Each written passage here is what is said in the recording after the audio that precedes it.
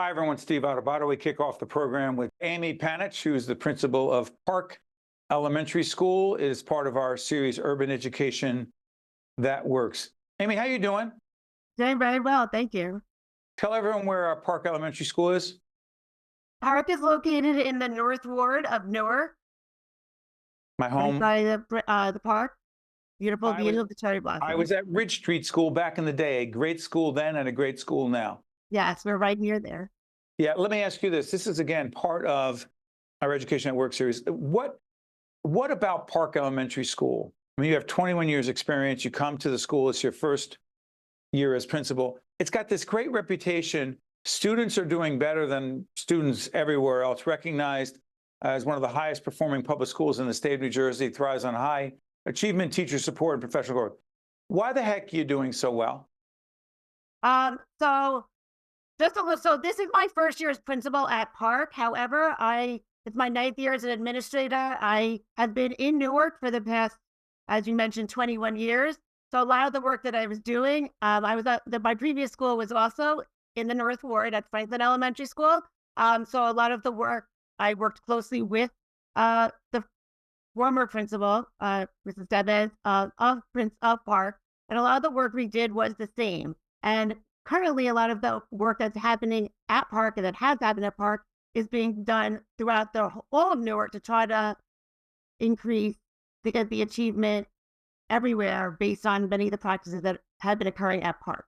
So the number one focus, and I think most important than anything, is teacher quality.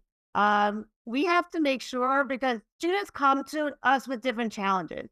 It doesn't matter what challenges they face externally. All we can control is internally what we do for the students. And it starts with teacher quality and making sure that we have, in my mind, the goal is to have a highly effective teacher in front of every child.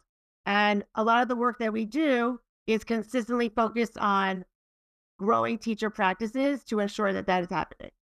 Let me ask you this, Amy.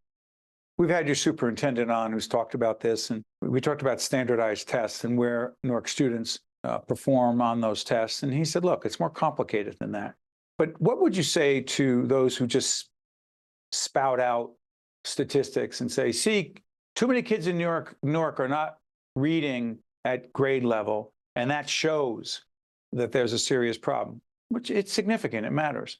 But why is it more complex than simply the test results?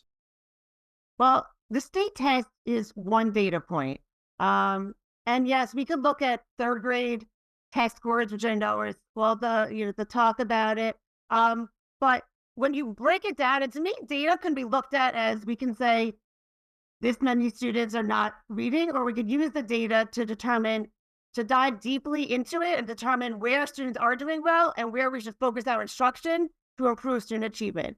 And through a lot of the work that I've done, we're seeing tremendous growth in all of our schools, in our students. And growth really needs to be looked at. Our third grade, for example, so Park's third grade, 60% had passing scores on NJSLA last year, which is remarkable.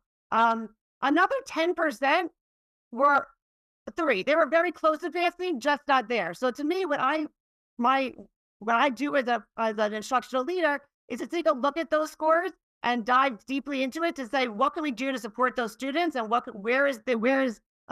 are they struggling so much? And it's usually with the writing piece. So they're reading well, they're able to answer the questions, understand what they're reading, but they struggle sometimes in putting their thoughts onto paper. And so a lot of the work that we do is really focused on in class, building that academic discourse, working on comprehension conversations in which they're discussing the text in order to be able to then transcribe their thoughts onto paper. Because sometimes they have that knowledge, it just doesn't always show. And then adding to that, we know that our students come with different barriers, challenges. I always say my job as a principal is not to create more obstacles, but to eliminate any barriers that our teachers face to help them reach the needs of every student and help them grow. But we have seen, and even in schools where the numbers of passing might not be what we want to see, there is tremendous growth, and we see amazing things happening with our students. Let me ask you something, Amy. I'm sure there were multiple reasons. What was the most significant reason why you chose education and then educational leadership? Very interesting for me because this was not my, I was not always on this path. As a young child, I always loved, loved school, wanted to go work with students.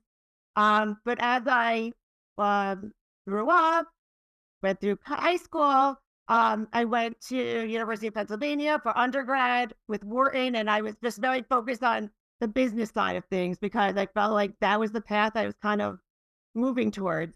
I graduated. I worked for 3 years in the business world, and I just I didn't feel fulfilled. I hated going to work every day. It just wasn't. I just couldn't see myself doing this for the rest of my life. So I went back to school. I obtained my master's in education, and I started working right away in Newark. Why? And my entire Why life was Newark? changed. Did you grow up in Newark? No, I grew up in New York. But You I grew went. up in New York and you chose Newark. Well, I live in New Jersey now. Yes, but No, but why Newark? well, if I was going into education, I wanted to